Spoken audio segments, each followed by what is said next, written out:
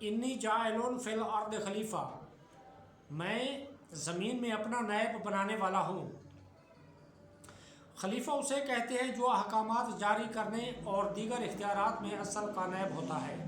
اگرچہ تمام انبیاء علیہ السلام اللہ تعالیٰ کے خلیفہ ہیں، لیکن یہاں خلیفہ سے حضرت آدم علیہ السلام مراد ہے، اور فرشتوں کو حضرت آدم علیہ السلام کی خلافت کی خبر اس لیے دی گئی کہ وہ ان کے خلیفہ بنائے جانے کی حکمت دریافت کریں، اور ان پر خلیفہ کی عظمت و شان ظاہر ہو کہ ان کو پیدائش سے پہلے ہی خلیفہ کا لقب عطا کر دیا گیا ہے، اور آسمان والوں کو ان کی پیدائش کی بشارت دی گئی۔ فرشتوں سے مشورے کے انداز میں کلام کرنے کا سبب۔ یاد رہے کہ اللہ تعالیٰ اس سے پاک ہے کہ اس کو کسی سے مشورہ کی حاجت ہو۔ البتہ یہاں خلیفہ بنانے کی خبر فرشتوں کو ظاہری طور پر مشورے کے انداز میں دی گئی۔ اس سے اشارتاً معلوم ہوتا ہے کہ کوئی اہم کام کرنے سے پہلے اپنے ماتحت افراد سے مشورہ کر لیا جائے تاکہ اس کام سے متعلق ان کے ذہن میں کوئی خلش ہو تو اس کا ازالہ ہو جائے، یا کوئی ایسی مفید رائے مل جائے جس سے وہ کام مزید بہتر انداز سے ہو جائے۔ اللہ تعالیٰ نے اپنے حبیب صلی اللہ تعالیٰ علیہ وآلہ وسلم کو بھی صحابہ کرام رضی اللہ تعالیٰ عنہم سے مشورہ کرنے کا حکم دیا، جیسا کہ سورہ آل عمران میں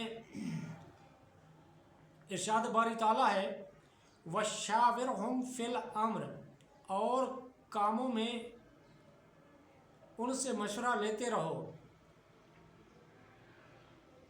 اور انصار صحابہ کرام رضی اللہ تعالیٰ عنہم کا وصف بیان کرتے ہوئے ارشاد فرمایا کہ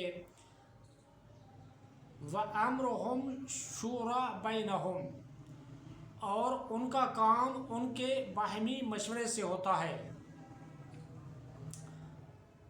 حضرت انس بن مالک رضی اللہ تعالیٰ عنہ سے روایت ہے، نبی اکرم صلی اللہ تعالیٰ علیہ وآلہ وسلم نے ارشاد فرمایا، جس نے استخارہ کیا وہ نام مراد نہیں ہوگا، اور جس نے مشورہ کیا وہ نادم نہیں ہوگا، اور جس نے میانہ روی کی وہ کنگال نہیں ہوگا۔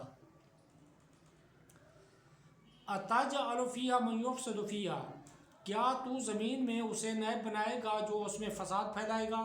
اس کلام سے فرشتوں کا مقصد اعتراض کرنا نہ تھا، بلکہ اس سے اپنے تعجب کا اظہار اور خلیفہ بنانے کی حکمت دریافت کرنا تھا، اور انسانوں کی طرف فساد پھیلانے کی جو انہوں نے نسبت کی، تو اس فساد کا علم انہیں یا تو صراحت کے ساتھ اللہ تعالیٰ کی طرف سے دیا گیا تھا، یا انہوں نے لوح محفوظ سے پڑھا تھا، اور یا انہوں نے جنات پر قیاس کیا تھا، کیونکہ وہ زمین پر آباد تھے اور وہاں فسادات کرتے تھے۔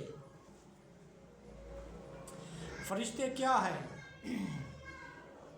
فرشتے نوری مخلوق ہیں، گناہوں سے معصوم ہیں، اللہ تعالیٰ کے معزز و مکرم بندے ہیں، کھانے پینے اور مرد یا عورت ہونے سے پاک ہیں۔ فرشتوں کے بارے میں مزید تفصیل جاننے کے لیے بہار شریعت جلد نمبر 1 کے صفحہ نمبر 90 سے ملائکہ کا بیان مطالعہ فرمائیں۔ انی عالم، بے شک میں زیادہ جانتا ہوں۔ فرشتوں کے جواب میں اللہ تعالیٰ نے فرمایا کہ جو میں جانتا ہوں وہ تم نہیں جانتے، کیونکہ خلیفہ بنانے میں میری حکمتیں تم پر ظاہر نہیں۔ بات یہ ہے کہ انہی انسانوں میں انبیاء بھی ہوں گے، اور اولیاء بھی اور علماء بھی، اور یہ حضرات